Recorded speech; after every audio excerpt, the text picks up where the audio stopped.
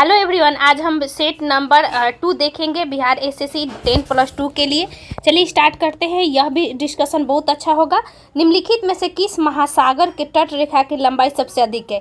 इसको बिना सोचे समझे लोग प्रशांत महासागर मार देंगे, लेकिन ध्यान दीजिए कि प्रशांत महासागर की तट रेखा सबसे लंबी नहीं है, इसका क्षेत्रफल सबसे ज़्यादा है, यह वो आकार के है। ठीक है, तट रेखा का मतलब किसी देश से टच करने वाले जो होते हैं वो सब होगा।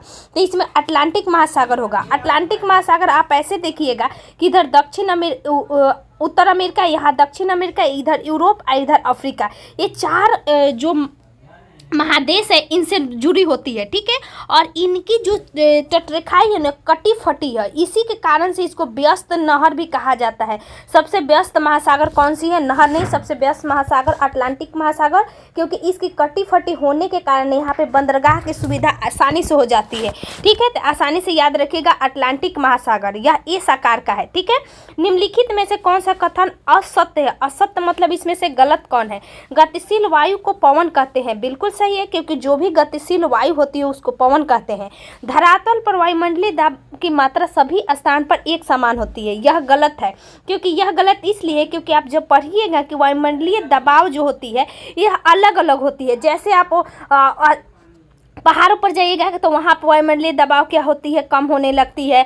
जैसे आप अंतरिक्ष में जाइएगा तो वहाँ बहुत कम हो जाती है। आप धरती के नीचे जाइएगा तो वहाँ पे भी कम होने लगती है। और पृथ्वी पर है तो यह ध्यान रखना है कि वायुमंडल का जो दबाव होता है दोस्तों हर जगह एक समान नहीं होती है, या अलग अलग होती है। तो ऑप्शन नंबर 20 सही होगा। अगला देख लीजिए, वायुमंडल के कारण पृथ्वी पर दिन रात के तापमान में अधिक अंतर नहीं हो पाता है, बिल्कुल सही है, ये भी बात सही है।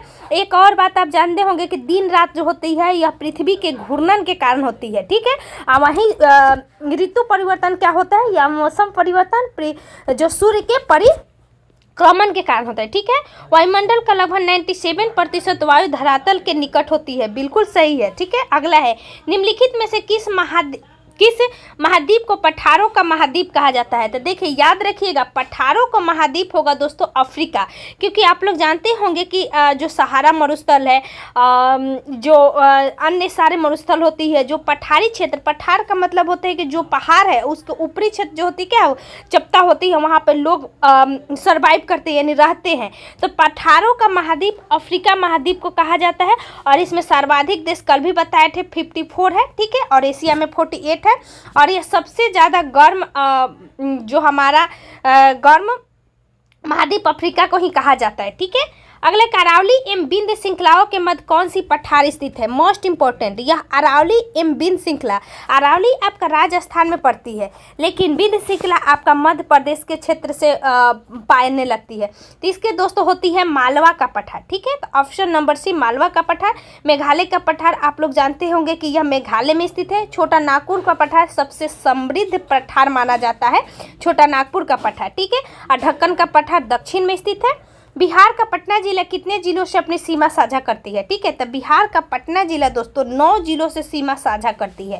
ठीक, 9 जिला, जैसे कि आप पटना का ये क्षेत्र देखिएगा, यहाँ से जो गंगा नदी से बहती हुई जाती हुई है, तो यह गंगा नदी सबसे ज़्यादा पटना में ही बहती है। ठीक है, और यह जो होती है 9 जिला, तो आप इधर पश्चिम से स्टार्ट कीजिएगा तो सबसे पहले भोजपुर होती है दोस्तों, फिर उसके बाद इधर आइएगा अरवल, जहानाबाद, नालंदा, फिर उसके बाद लखीसराय, बेगूसराय ऊपर चल जाता है, तब समस्तीपुर, तब वैशाली जिला जिसमें हाजीपुर होता है, तब यह सारण जिला, टोटल 9 जिला हो जाएगा। ठीक है, जनगणना 2011 के अनुसार निम्न में से किस राज्य में सर्वाधिक साक्षरता दर है? तो देखिए ऑप्शन बेस अनुसार देखा जाए तो इसमें मिजोरम होगा। ऐसे सबसे ज़्यादा साक्षरता दर दोस्तों केरल में होती है, लेकिन मिजोरम ऐसा राज्य है जहाँ पे साक्षरता दर केरल के बाद दूसरा है, और तीसरा नंबर पर गोवा है। ठीक है, फर्स्ट सेकेंड थर्ड में, तो ऑप्शन मिजोरम होगा। लगभग इसमें 91% समथिंग है। ठीक है, भारत के किस राज्य की तट रेखा सबसे छोटी होती है? तो देखिए तट रेखा आप इधर दक्षिण वाला जो क्षेत्र होती है, भारत की मैप है तो इधर आप देखते होंगे गुजरात होगा। ठीक है, गुजरात का तट रेखा सबसे लंबी होती है। गुजरात के बाद में दोस्तों जस्ट नीचे बढ़िएगा तब महाराष्ट्र आ जाता है, फिर उसके गोवा, फिर उसके बाद कर्नाटक, तब उसके बाद कर्नाटक के जस्ट नीचे आइएगा तो इधर आपका होता है केरल, तब होता है इधर तमिलनाडु, फिर उसके बाद आंध्र प्रदेश, तब तेलंगाना का क्षेत्र आता है, तब उड़ीसा, तब उसके बाद हो जाता है तेलंगाना। ऐसे टचेज नहीं करता है। फिर उसके बाद होता है दोस्तों पश्चिम बंगाल। तेलंगाना ऊपरी हिस्सा में चला जाता है, ठीक है। तो इधर 5 राज्य, इधर 4 राज्य। तो याद रखिएगा ये सभी तटरेखा है जो कि समुद्र से, इधर हमारा बंगाल की खाड़ी है, इधर हमारा अरब सागर है। तो इसमें सबसे छोटा दोस्तों गोवा हो जाएगा, और सबसे ज़्यादा पूछे तो गुजरात, और दूसरे नंबर पर आंध्र प्रदेश। अगला है कि निम्न पर्वत श्रृंखला में उत्तर से दक्षिण, कल भी हमने बताया था उत्तर से दक्षिण क्या था, दारा था, जो कि जम्मू कश्मीर के दारा के बारे में पूछा था। आज यह पर्वत है। तब पर्वत जब सबसे ज़्यादा आप जानते होंगे कि जब जम्मू कश्मीर का क्षेत्र देखिएगा तो सबसे पहले दोस्तों ट्रांस हिमालय आता है। तो ट्रांस के बाद जस्ट नीचे आएगा, तो उसके बाद होता है फिर जस्ट नीचे हमारे आने के बाद हो जाता है दोस्तों काराकोरम, लद्दाख, जास्कर, पीर पंजाल। और यही श्रेणी हमेशा याद रखिएगा, उत्तर से दक्षिण यानी ऊपर से नीचे आना है, और जस्ट नीचे से ऊपर जाइएगा तो पलट दीजिए, पीर पंजाल, लद्दाख, जास्कर, काराकोरम। तो ऑप्शन नंबर बी हो जाता। निम्नलिखित में से कौन सा मिलान सही नहीं है? तो देखिए सिक्किम थुमथांग घाटी बिल्कुल सही है, नागालैंड में जुक्कू घाटी बिल्कुल सही है, पश्चिम बंगाल में कंबन घाटी गलत है दोस्तों, कंबन घाटी तमिलनाडु में है, इसलिए ऑप्शन नंबर सी होगा। निम्नलिखित में से कौन सा देश भारत के 5 राज्यों एवं केंद्र शासित प्रदेशों से जुड़ा है? तो इसमें 5 राज्यों और केंद्र शासित प्रदेश, ध्यान देने वाली बात है। देखिए चीन जो है दोस्तों ये भी 5 राज्यों से, पाकिस्तान भी 5 राज्य से है, नेपाल भी 5 राज्य से है। यहाँ 5 राज्य के साथ साथ केंद्र शासित प्रदेश जोड़ दिया है। यानी आप जब चीन में आइएगा तो पहले राज्य था, लेकिन अब लद्दाख और जम्मू कश्मीर बंटने के कारण अब तो केंद्र शासित प्रदेश हो गया, तो वो जुट जाएगा। तो एक होता है हमारा उत्तराखंड होता है दोस्तों, उसके बाद होता है इसका ऊपर से नीचे आएगा जस्ट लद्दाख होता है, उसके बाद हिमाचल प्रदेश होता है, फिर उत्तराखंड होती है, ठीक है। इसका क्षेत्र से जो जुड़ा रहता है, उसके बाद उधर अरुणाचल प्रदेश हो जाता है जो कि चीन से जुड़ा हुआ है, ठीक है। पाकिस्तान में आएगा दोस्तों, तो इसका ट्रिक था पंगू राज। तो पंगू राज तो 4 राज्य था, ठीक है। पश्चिम बंगाल बोल रहा है, जो हमारा पंजाब है, गुजरात है और राजस्थान है। आज जैसा दोस्तों हमारा जम्मू कश्मीर, लेकिन जम्मू कश्मीर अब टूट गया है, जिसमें से 2 अन्य हो गया है, क्या, जम्मू कश्मीर और लद्दाख, जो कि 5 मिल जाता है, ठीक है। उसके बाद जब नेपाल में आएगा तो नेपाल में भी 5 है, जैसे कि हम लोग उत्तर प्रदेश आता है, उत्तराखंड होता है, बिहार होता है, पश्चिम बंगाल होता है और सिक्किम होता है, ठीक है। आगे चलते हैं, निम्नलिखित में से कौन सा, इनमें से सभी हो गए आंसर। निम्नलिखित में से कौन सा नदी बंगाल की खाड़ी में नहीं गिरती है? तो बंगाल की खाड़ी में नहीं गिरने वाली नदी दोस्तों गंगावेली नदी है। गंगावेली नदी यह कर्नाटक के क्षेत्र में पड़ता है और यह अरब सागर में गिरती है, ठीक है। लेकिन पेनार, जो कि आप जानते होंगे कि पेनार नदी जो केरल के क्षेत्र में है, यह गिरती है बंगाल की खाड़ी में। महानदी भी गिरती है और ब्राह्मणी नदी, महानदी ब्राह्मणी जो कि ओडिशा में पाया जाता है। विधान परिषद साधारण विधेयक को अधिक से अधिक कितने समय तक रोक सकती है? तो देखिए अधिक से अधिक है तो यह 4 महीना तक, कम से कम रहता है दोस्तों तो 3 महीना तक। और अधिक से अधिक इसलिए है क्योंकि पहली बार जब ये बिल जाती है तो 3 महीना तक आप रोक सकते हैं, और जब यह रिटर्न करिएगा फिर तब फिर 1 महीना तक रोक सकते हैं, यानी टोटल 4 महीना, तो 4 महीना तक। भारत के किस राज्य में कॉफ़ी का सर्वाधिक उत्पादन होता है दोस्तों? तो कॉफ़ी का सर्वाधिक उत्पादन आज तक सभी ने पढ़ा है, कर्नाटक, तो कर्नाटक में, ठीक है। निम्नलिखित में से बिहार के किस जिले में टाल या टाल क्षेत्र का मिट्टी विस्तार नहीं है? तो देखिए टाल क्षेत्र का मिट्टी वैसे क्षेत्र को कहते हैं जो गंगा नदी के दक्षिणी क्षेत्र में पाया जाता है।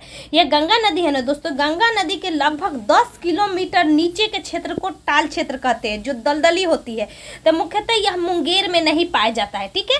तो ऑप्शन नंबर बी हो जाएगा। निम्नलिखित में से कौन सा जनजाति अरुणाचल प्रदेश हिमालय में नहीं पाई जाती है? तो देखिए अरुणाचल प्रदेश जो कि चला जाता है हमारा पूर्वोत्तर राज्य में, तो उधर डाफला, मीरी, अबोर, मिश्मी, ये सब वही की है, डाफला, अबोर, मीरी, मिश्मी। तो देखिए मोनपा, डफला, अबोर, एगो मीरी है, एगो मिश्मी है, वो पहाड़ी में है दोस्तों। और वहाँ पहाड़ी के नाम पर व्यक्ति जो रहते हैं वहाँ पे जनजाति भी पाया जाता है, जो कि आप लोग टोडा पढ़े होंगे, टोडा नीलगिरी के क्षेत्र में, जो मुख्यतः तमिलनाडु में पाया जाता है। तो ऑप्शन नंबर डी। निम्नलिखित में से किसको लाला लाजपत राय ने अपना राजनीतिक गुरु माना था? तो आप सभी का राजनीतिक गुरु पढ़ते होंगे, जैसे महात्मा गांधी के राजनीतिक गुरु कौन थे? गोपाल कृष्ण गोखले थे। सुभाष चंद्र बोस के राजनीतिक गुरु कौन थे? आपका बाल गंगाधर तिलक जी थे। उसी तरह लाला लाजपत राय के भी राजनीतिक गुरु दोस्तों मेंजनी थे, जो कि कहाँ के थे? मेंजनी इटली के थे, ठीक है। और यह इटली के व्यक्ति थे। इनके एक बुक भी आता है, the duty of man. The duty of man किनका बुक है दोस्तों? इटली का। चलिए आगे बढ़ते हैं। मेंजिनी का था, इटली के व्यक्ति थे। इन्होंने जैसे कि गेरिबाल्डी, मेंजिनी, काबूर, यह इटली के एकीकरण में इन लोगों का महत्वपूर्ण योगदान था। हमेशा पूछता है कि कौन कौन व्यक्ति थे। किस तिथि को महारानी विक्टोरिया ने भारतीय प्रशासन को ब्रिटिश क्राउन के नियंत्रण लेने की घोषणा की थी? आप समझ रहे हैं, घोषणा का मतलब जब 1857 की क्रांति समाप्त हुआ तब महारानी विक्टोरिया ने जब घोषणा लेके अब यहाँ पे हम शासन करेंगे, हमारे नियंत्रण से होगा, तो 1 नवंबर 1858 इसका आंसर ऑप्शन नंबर ए होगा। लेकिन आपसे पूछा जाता है कि यह घोषणा कहाँ और किसने पढ़कर सुनाया था? तो इलाहाबाद में उस समय वायसराय थे केनिंग, इन्हीं के द्वारा पढ़कर सुनाया गया था कि अब हमारा जो भारतीय प्रशासन पर नियंत्रण होगा वह ब्रिटिश क्राउन के द्वारा होगा। ठीक है, तो केनिंग के द्वारा इलाहाबाद में। अगला है कि दिलवारा का जैन मंदिर कहाँ स्थित है? तो दोस्तों दिलवारा का जैन मंदिर माउंट आबू में स्थित है। ठीक है, यह मुख्यतः जैन और हिंदू के लिए प्रसिद्ध है। ठीक है, याद रखिएगा, दिलवारा का जैन मंदिर माउंट आबू। अगला एक 1857 के विद्रोह का नेतृत्व बिहार में किसने किया था? तो देखिए मुख्यतः जब पूछता है दोस्तों तो कुंवर सिंह, लेकिन नेतृत्वकर्ता में अमर सिंह भी थे, क्योंकि कुंवर सिंह की मृत्यु के बाद इन्हीं के छोटे भाई अमर सिंह थे जिनके द्वारा गोरिल्ला पत्ती के द्वारा युद्ध किया गया था। पूछता भी है गोरिल्ला पत्ती किसमें विख्यात था? तो हमारे जो शिवाजी थे उन्हीं के द्वारा गोरिल्ला पत्ती का प्रयोग किया गया था। ठीक है, गोरिल्ला पत्ती का मतलब होता है पहाड़ के बीच छुप कर और जब भी आए तो वार करना। ठीक है, और देखिए पटना में पीर अली, आप जानते होंगे पटना में पीर अली, और यह कुंवर सिंह मुख्यतः आरा के जगदीशपुर क्षेत्र से बिहार का नेतृत्व किए थे। शिवाजी के छत्रपति के रूप में औपचारिक राज्याभिषेक कहाँ हुआ था? तो देखिए मोस्ट इम्पोर्टेंट, शिवाजी ने 1680 के बाद जन्म होने के बाद जब इन राजगद्दी पर ये बैठे, लेकिन इन्होंने अपना राज्याभिषेक नहीं करवाया था। जाकर यह रायगढ़ में बाद में जाकर दोस्तों राज्याभिषेक करवाते हैं 6 जून को। ठीक है, 6 जून 1676, ये 1600 नहीं, ये 80 में इनका नहीं, ये बाद में है, इनकी मृत्यु होती है 80 में। 76 में इन्होंने अपना राज्याभिषेक करवाए थे 6 जून को।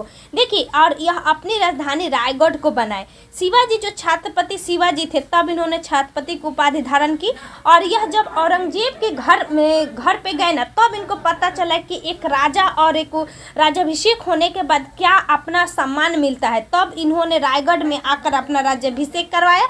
इन्होंने 1623 ईस्वी के बाद, मतलब यह जब गद्दी पर बैठे, इनका जन्म होता है, गद्दी पर बैठने के बाद यह राज्याभिषेक नहीं करवाए थे।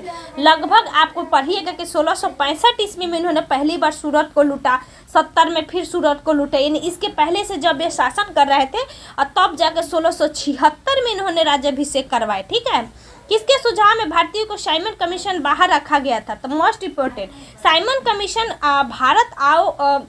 जब भारत आया था तो यह लगभग 1919 के अधिनियम में जो गलतियां था, कुरीतियां थे, उसको सुधारने के लिए अधिनियम लाया गया था।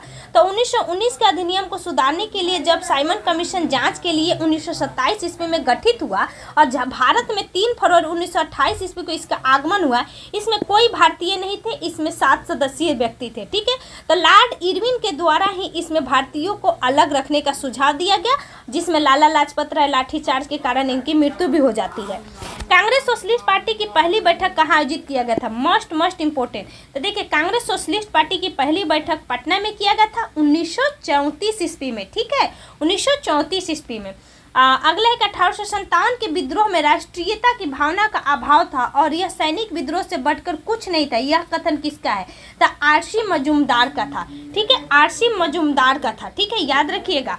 इसके अलावा अन्य व्यक्तियों ने अलग अलग कथन भी दिए थे, उसको जरूर याद रख लीजिएगा दोस्त। निम्नलिखित में से किसने सबसे पहले भारत से धन के निष्कासन सिद्धांत को प्रस्तुत किया था? तो आप लोग जानते हो दादा भाई नौरोजी के द्वारा पहली बार धन के निष्कासन का सिद्धांत दिया गया। इसके अलावा रमेश चंद्र दत्त भी थे बाद में चलकर, लेकिन पहली बार इनका था। रैयतवाड़ी व्यवस्था सर्वप्रथम कहाँ लागू हुआ था दोस्तों? तो मद्रास के महालवाड़ी क्षेत्र में। ठीक है, और यह हुआ था 1792 ईस्वी में। ठीक है, 1792 ईस्वी में मद्रास के 12 महल थे दोस्तों, 12 महल एक गांव था, वहां पे लागू हुआ था और यह कर्नल रीड के द्वारा लगाया गया था, रैयतवाड़ी रीड। ठीक है, निम्नलिखित में से कौन सी पत्तियों में उपस्थित रंध्रों के बारे में असत्य है? तो देखिए वाष्पोत्सर्जन का कार्य करता है, बिल्कुल सही है दोस्त। उसके अलावा O2 CO2 का आदान प्रदान करता है, बिल्कुल सही है। पत्ती के द्वारा ही तो O2 को छोड़ा जाता है, CO2 को लिया जाता है। रंध्र दिन में खुले होते हैं, रात में बंद होते हैं, ये भी बिल्कुल सही है। जो कि हम लोग पढ़ते हैं कि प्रकाश संश्लेषण की क्रिया केवल दिन में होती है, रात में नहीं होती है। रंध्र पोषक तत्वों को नियंत्रित करता है, बिल्कुल गलत है, क्योंकि पोषक तत्वों को रंध्र नहीं, उसकी जो टेंडन होती है ना, उसके जो तना होती है उसके द्वारा, जड़ के द्वारा इसको उपयोग किया जाता है। ठीक है, निम्नलिखित में से कौन सी ग्रंथि मेलेटोनिक हार्मोन स्रावित करती है? तो देखिए याद रखिएगा, इसका हो जाएगा मेलेटोनिक हार्मोन को स्रावित करती है पीनियल ग्रंथि। ठीक है, और जो दोस्तों थाइमस ग्रंथि होती है, जब आदमी बूढ़ा होता है ना, तो यह ग्रंथि क्या होती है, खत्म हो जाती है। ठीक है, और पीयूष ग्रंथि आप लोग जानते हैं कि मस्तिष्क में होती है, और यकृत सबसे बड़ी ग्रंथि है, आप लोग ये भी पढ़े होंगे। निम्नलिखित में कौन मानव लार में उपस्थित होती है? तो मानव लार में दोस्तों विद्युत अपघट्य के रूप में भी होता है, इसके अलावा एमाइलेज भी काम करता है, और लाइसोजाइम भी होता है। और आप अब कहिएगा कि मैम विद्युत अपघट्य कैसे होगा? तो आप लोग जानते होंगे कि विद्युत अपघट्य जैसे कि सोडियम होती है, हमारे मुंह में जब खाते हैं मैग्नीशियम होती है, तो उसको एक अलग तरीके से तोड़ता है। ठीक है, लार के माध्यम से ही। तो यह तीनों क्रियाएं होती है लार में। आप लोग लाइसोजाइम तो अक्सर पढ़े होंगे। पेनिसिलिन के आविष्कारक कौन थे? तो पेनिसिलिन का अलेक्जेंडर फ्लेमिंग थे। ठीक है, 1923 ईस्वी में। निम्नलिखित में से किस एक प्रकार के तरंगों का प्रयोग रात्रि उपकरण में किया जाता है? तो मोस्ट इम्पोर्टेंट, रात्रि उपकरण में औरक तरंग का प्रयोग किया जाता है, क्योंकि यह जब किसी वस्तु पर यह तरंग पड़ती है तो उसकी चमक को बढ़ा देती है, और यह क्या होती है, उसके ताप को भी बढ़ा देती है, इसलिए औरक तरंग का ही प्रयोग किया जाता है। फोटोग्राफी में उपयोगी तत्व कौन सी है? तो भाई सिल्वर ब्रोमाइड और सिल्वर नाइट्रेट आप तो जानते होंगे, जो हम लोगों के उंगली में स्याही का निशान लगाया जाता है। सिल्वर आयोडाइड जो तो कृत्रिम बरसात कराने में, तो सिल्वर से 3 क्वेश्चन आता है। सिल्वर नाइट्रेट जो कि हाथ में लगाया जाता है, सिल्वर ब्रोमाइड जो कि फोटोग्राफी में प्रयोग होता है, और सिल्वर आयोडाइड जो कि कृत्रिम वर्षा में होती है। एक बायोगैस संयंत्र में निम्नलिखित में से कौन सी प्रक्रिया होती है? तो भाई साहब किण्वन प्रक्रिया होती है। बायोगैस संयंत्र जो कि गोबर नहीं होता है, उसमें भी किण्वन प्रक्रिया ही होती है। पौधे नाइट्रोजन किस रूप में प्राप्त होती है? तो प्यारे दोस्त नाइट्रेट के रूप में। पौधे नाइट्रोजन को डायरेक्ट नहीं लेते हैं, उसको नाइट्रेट के रूप में बदलकर तब उपयोग करते हैं। जैसे कि आप पढ़ते होंगे कि जो दाल वाला होती है, जैसे कि चना मटर, उस सब में नाइट्रोजन की बहुलता कम हो जाती है। ठीक है, निम्नलिखित में कौन आंखों में प्रकाश की किरण की मात्रा को निर्धारित करता है? तो देखिए यहाँ फंसने वाला क्वेश्चन है। प्रकाश की किरण की मात्रा को निर्धारित करता है दोस्तों पुपिल। ठीक है, अब वही बोलता है कि प्रकाश की तीव्रता को कौन निर्धारित करती है दोस्तों? तो आइरिस होती है। ठीक है, आगे चलते हैं। जैसे कॉर्निया के बारे में आप पढ़े होंगे कि जब आदमी का ऑपरेशन होता है तो कॉर्निया को ही निकाला जाता है। आदमी की मृत्यु हो जाती है तो लगभग 24 से 48 घंटा तक कॉर्निया जिंदा रहता है। हाइड्रोजनीकरण की प्रक्रिया में किसे उत्प्रेरक के रूप में प्रयोग किया जाता है? प्यारे दोस्त निकेल का प्रयोग किया जाता है। ठीक है, हाइड्रोजनीकरण प्रक्रिया में। निम्नलिखित में से कौन हाइड्रोजन का समस्थानिक है? तो आप लोग अच्छे से पढ़े होंगे प्रोटियम, ड्यूटेरियम, ट्राइटियम। जो कि ट्राइटियम होता है दोस्तों हमारा रेडियो सक्रियता समस्थानिक होती है। ड्यूटेरियम को हम लोग भारी जल भी कहते हैं, D2O। ठीक है, भारी जल जिसका परमाणु द्रव्यमान 20 होता है। निम्नलिखित में से किसका प्रयोग मंदक के रूप में किया जाता है? तो दोस्तों मंदक के रूप में 2 चीज का प्रयोग किया जाता है, ग्रेफाइट और भारी जल। ठीक है, तो ऑप्शन नंबर बी, ग्रेफाइट और भारी जल। किसी परमाणु की बाह्यतम कक्षा में इलेक्ट्रॉन को प्राप्त करने के लिए जितनी ऊर्जा की आवश्यकता हो उसे क्या कहते हैं? आयनीकरण ऊर्जा। तो देखिए जब हमारा कह रहा है कि मान लीजिए कि हमारा सोडियम है और यहाँ क्लोरीन है, जब हम इसको करेंगे तो इसमें 1 इलेक्ट्रॉन बाहर रहता है, इसमें 7 इलेक्ट्रॉन होती है। तो जब यह इलेक्ट्रॉन इसको देगा तो यह जो इलेक्ट्रॉन निकलकर इसमें आती है तब इसमें जो ऊर्जा लगती है उसको हम लोग बोलते हैं आयनीकरण ऊर्जा, मतलब आयन के परिवर्तन के लिए जो ऊर्जा लगती है। निम्नलिखित में से एल्केन सूत्र है, तो आप 3 सूत्र पढ़िएगा, एल्केन, एल्कीन, एल्काइन। तो एल्केन का होता है दोस्तों CnH2n+2। एल्कीन, कीन जैसे कि मेथिन, इथिन, प्रोपीन, ब्यूटीन हम लोग पढ़ते हैं, तो इसमें होते हैं CnH2n। और एल्काइन इन लग जाता है तो CnH2n-2। ठीक है, जैसे कि एल्कोहल वगैरह जो CnH2n+1 में जाकर जुड़ता है। अगला है कि आयोडीन की कमी से कौन सा रोग होता है? तो देखिए आयोडीन की कमी से दोस्तों घेंघा रोग होती है। जो हमारा गला है ना, गला में थायराइड नामक ग्रंथि होती है। ठीक है, थायराइड नामक ग्रंथि है जिससे थायरोक्सिन नामक हार्मोन निकलता है। यानी थायराइड एक ग्रंथि है जिससे थायरोक्सिन नामक हार्मोन निकलता है। इसकी कमी के कारण दोस्तों घेंघा रोग हो जाता है। ठीक है, अगला है कि स्त्रियों में रजोनिवृत्ति के पश्चात निम्नलिखित में से किस हार्मोन की समाप्त हो जाता है।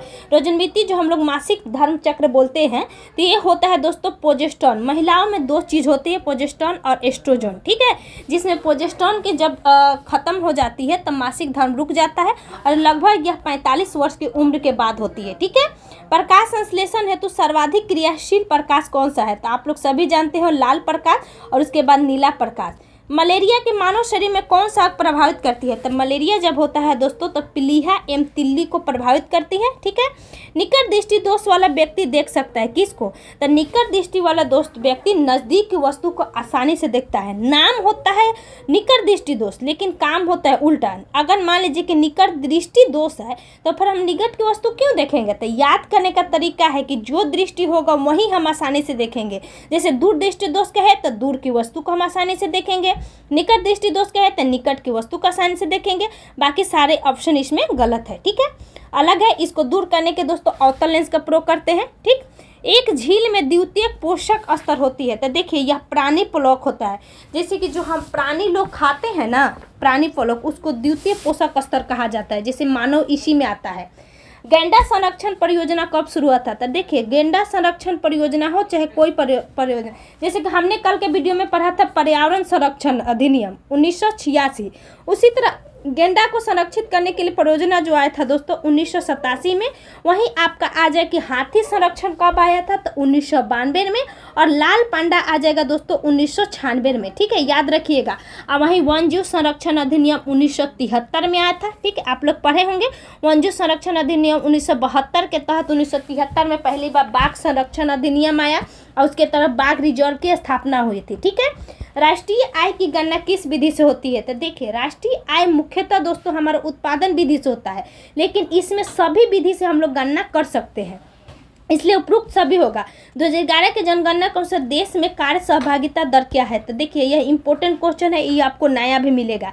तो यह सहभागिता दर पूरा देश का है दोस्तों 39.8%। ठीक है, ऐसे पुरुष का पूछे तो पुरुष का 53.3 होता है और महिला का जो दोस्तों है 25.6, और जब दोनों को जोड़िएगा 2 से भाग दीजिएगा तो 39.8 आएगा। अगला है कि राष्ट्रीय आय की गणना करते समय निम्नलिखित में से किसको शामिल नहीं किया जाता है, तो देखिए जो राष्ट्रीय आय हमारा नेशनल इनकम है उसमें गृहिणी की सेवा, कभी आप लोग हाउसवाइफ की सेवा को गिनते हुए देखे हैं, बिल्कुल नहीं, तो यह गलत है। पेंशन को भी नहीं गिना जाता है दोस्तों। क्यों सरकार पेंशन देने से इनकार कर रही है, क्योंकि पेंशन एक अलग प्रक्रिया है। ठीक है, पेंशन एक अलग प्रक्रिया है। अगला है दोस्तों चौकीदार की आय, तो देखिए चौकीदार की आय सही है, क्योंकि जो भी वेतन भत्ता हम लोग को मिलता है ना वह राष्ट्र के संचित आय से मिलता है, यानी राज्य हो चाहे केंद्र हो, तो इसलिए यह एक चौकीदार व्यक्ति है, सरकारी सेवक है, तो इसलिए यह राष्ट्रीय आय में गणना होगा। तो उपरोक्त में से सभी ना होकर केवल सी होगा। भारत के किस शहर को उत्तर भारत का मैनचेस्टर कहा जाता है, तो मैनचेस्टर से 3 क्वेश्चन आता है। जब पूछे भारत का मैनचेस्टर दोस्तों तो अहमदाबाद, उत्तर भारत का मैनचेस्टर तो कानपुर, ऑप्शन नंबर सी। दक्षिण भारत का मैनचेस्टर तो कोयम्बटूर, दक्षिण भारत का कोयम्बटूर, उत्तर भारत का कानपुर, और वनली भारत का मैनचेस्टर अहमदाबाद। निम्नलिखित में से किस राज्य में आम का सर्वाधिक उत्पादन होता है, तो आम का सर्वाधिक उत्पादन दोस्तों उत्तर प्रदेश, जो कि आज भी है। एक आप लोग सिंधु आम पढ़े होंगे जिसमें बीज नहीं होता है। ठीक है, भारतीय ओलंपिक संघ का मुख्यालय कहाँ है, तो सबको पता है लखनऊ में। भारतीय ओलंपिक संघ की स्थापना कब हुआ था दोस्तों, तो 1923 में, और वह विश्व ओलंपिक संघ का दोस्तों 1896 में हुआ था। ठीक है, तो याद रखिएगा 1923 में, जिसका मुख्यालय नई दिल्ली। नॉर्मन बोरलाग पुरस्कार से सम्मानित प्रथम महिला कौन थी, तो ये हो जाएगी डॉक्टर अमृता पटेल। ठीक है, तो ऑप्शन नंबर ए हो जाएगा। आगे चलते हैं, पुस्तक 1984 किसके द्वारा लिखी गई थी, तो पुस्तक 1984 जॉर्ज ऑरवेल से लिखा गया था, जॉर्ज ऑरवेल के द्वारा। यह इंपॉर्टेंट इसलिए है क्योंकि 1984 ईस्वी में हमारे उस समय माननीय वर्तमान की प्रधानमंत्री इंदिरा गांधी थी, इनकी मृत्यु 31 अक्टूबर 1984 ईस्वी को हो गई थी, इसलिए इनके ही उपलक्ष्य में 1984 पुस्तक जो है बहुत इंपॉर्टेंट है, जॉर्ज ऑरवेल। अलग है कि लोसांग उत्सव किस राज्य की जनजाति के द्वारा मनाया जाता है, तो सिक्किम के द्वारा। मधु पेंटिंग किस राज्य से संबंधित है दोस्तों, तो सबको पता है बिहार में। इंडिया विंस फ्रीडम, तो देखिए India wins freedom Maulana Abul Kalam Azad की पुस्तक है और इनके द्वारा 1923 ईस्वी में पहली बार कांग्रेस का सबसे युवा कोई भी व्यक्ति था जिसके द्वारा कांग्रेस की अध्यक्षता का नेतृत्व किया गया था, यही व्यक्ति थे मौलाना अबुल कलाम आज़ाद। ठीक है, यानी सबसे कम उम्र में कांग्रेस की अध्यक्षता करने वाला 1923 में कौन थे, मौलाना अबुल कलाम आज़ाद। भारतनाट्यम किस राज्य का है, तो सबको पता है तमिलनाडु। और याद भी रखिए भारतनाट्यम से पूछता है कि कौन कौन व्यक्ति थे, जैसे कि Yamini Krishnamurthy most important, Sonal Mansingh most important, एक महिला व्यक्ति थी रुक्मिणी, इनका भी पूछता है। अगला है कि केंद्रीय गन्ना अनुसंधान संस्थान कहाँ है, तो कोयम्बटूर। ठीक है, गन्ना का कहाँ है दोस्तों, कोयम्बटूर। और राजमुंद्री में दोस्तों खैनी का है। विश्व एड्स दिवस किस तिथि को मनाया जाता है, 1 दिसंबर को। ठीक है, 1 दिसंबर को क्या मनाया जाता है, विश्व एड्स दिवस। अंतर्राष्ट्रीय कृषि विकास कोष की स्थापना किस वर्ष हुआ था, अंतर्राष्ट्रीय कृषि विकास कोष की स्थापना 1977 में, ऑप्शन नंबर ए। भारत के संविधान में उद्देशिका का विचार लिया गया था, तो देखिए एक उद्देशिका का शब्द होता है, एक उद्देशिका का विचार है। तो उद्देशिका यानी प्रस्तावना, प्रस्तावना जो शब्द था दोस्तों वह यूएसए के संविधान से लिया गया था शब्द, और वही विचार कहेगा दोस्तों ऑस्ट्रेलिया के संविधान से। भारतीय संविधान के किस अनुच्छेद के अंतर्गत अखिल भारतीय सेवा का प्रावधान है, तो अनुच्छेद 312। ठीक है, अखिल भारतीय सेवा का गठन भारत के राज्यसभा के द्वारा किया जाता है। ठीक है, भारत में जो राज्यसभा है। भारतीय संविधान की प्रस्तावना निम्नलिखित में से स्वतंत्रता का वर्णन नहीं है, तो देखिए 2 चीज पूछता है, विचार, अभिव्यक्ति, विश्वास, धर्म एवं उपासना की स्वतंत्रता। क्या क्या, विचार, अभिव्यक्ति, विश्वास, धर्म, उपासना, ये 4 स्वतंत्रताएं हैं। और 3 हमारा दोस्तों न्याय है, सामाजिक, आर्थिक और राजनीतिक न्याय। ठीक है, सामाजिक, आर्थिक और राजनीतिक न्याय। तो ये आर्थिक स्वतंत्रता दिया है तो गलत है, यह तो न्याय है ना, तो ऑप्शन नंबर ए। भारत के संविधान में निम्नलिखित में से कौन सा अनुच्छेद प्रेस की स्वतंत्रता का, तो आप लोग जानते हैं अनुच्छेद 19 के ए। कानूनी विषयों पर राज्य सरकार को कौन परामर्श लेता है दोस्तों, तो यह राज्य सरकार है, तो एडवोकेट जनरल। वहीं केंद्र सरकार में महानुवादी, अनुच्छेद कौन सा दोस्तों, 76। ठीक है, अगला है कि भारतीय संसद बनती है, तो संसद किसे किसे बनता है, लोकसभा, राज्यसभा, राष्ट्रपति। देखिए प्रधानमंत्री से संसद नहीं बनता है क्योंकि यह सांसद होते हैं, सांसद, जो कि प्रधानमंत्री वही बनता है जो लोकसभा में जिसका बहुमत प्राप्त होता है, जिस भी पार्टी का, उसमें बहुमत दल का नेता ही प्रधानमंत्री बनता है, तो यह सांसद होते हैं, न कि संसद के सदस्य।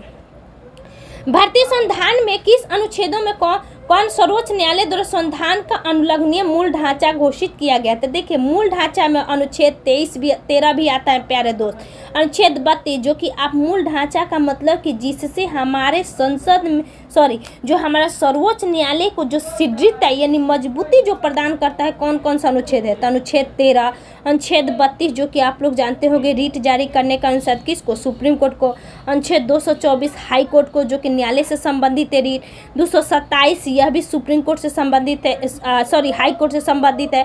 तो याद रखिएगा ये सभी अनुच्छेद जो होती है यह मूल ढांचा का सिद्धांत है और इसलिए उपयुक्त में से सभी। किस राज्य में विधान परिषद की स्थापना और समाप्ति का प्रावधान है, तो विधान परिषद की स्थापना दोस्तों समाप्ति अनुच्छेद 69। ठीक है, अगला है 169 सहकारी आयोग की सिफारिश संबंधित है, तो सबको पता है केंद्र राज्य से संबंधित है, पारस्परिक संबंधित, ऑप्शन नंबर सी। दोस्त आशा करती आप लोगों को यह वीडियो अच्छा लगा होगा, अगर वीडियो अच्छा लगा होगा तो प्लीज़ वीडियो को शेयर कीजिएगा। Thank you so much.